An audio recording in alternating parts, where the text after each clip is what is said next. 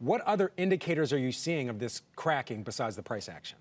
So when we're looking at the technicals, the market breadth is starting to narrow. When we started the year, about 86% of the market was trading above the 50-day moving average. And after yesterday's sell-off, we're looking at about 46%. And as we end January, we start to move into February, which is more of a seasonally weak month.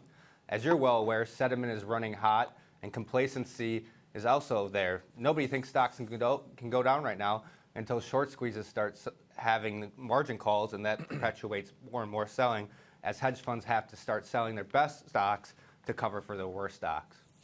So Nate, let me ask you, what's your take on this activist retail investor push on Reddit and otherwise, and the rise of stocks, as you mentioned, like GameStop, Tootsie Roll, AMC? Do you think this has the potential to create a broader sell-off on the markets? It's just showing you that some investors are very offsides.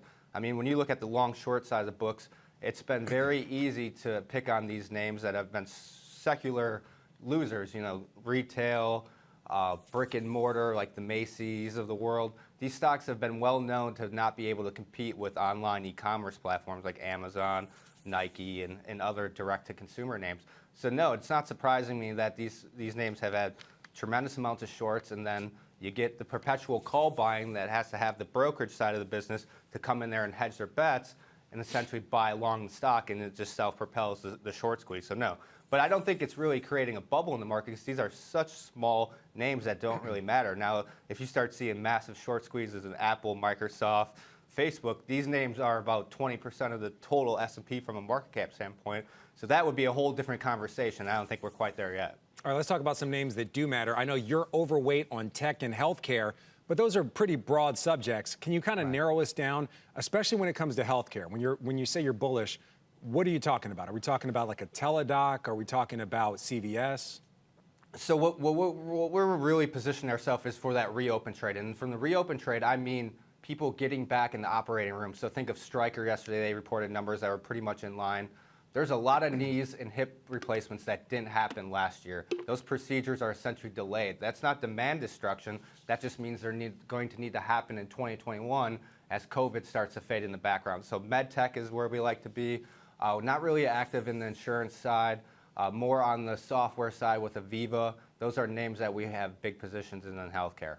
All right, digging a little bit deeper into tech. When you say tech, are you talking about those mega tech stocks? Are we talking about things like fintech or some of the other areas of tech like a Zoom that we've seen really explode during the pandemic? So the bulk of our positioning in the tech sector is more on the semis and the software side.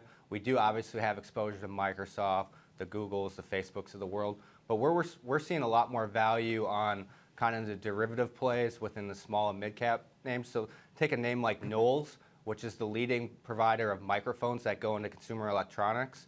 So you could also say this is a derivative play on the Apple phone cycle, which was very, very strong yesterday. These guys are selling into the smartphones, the wireless headphones, the PCs, the tablets. These guys have mics in all of the hottest products in the consumer market, and technically it's trailed the Russell 2000 as well as the tech sector. So that's a relative value trade that we're seeing right now that is probably fair value anywhere in the mid-20s, and it's below $20 right now.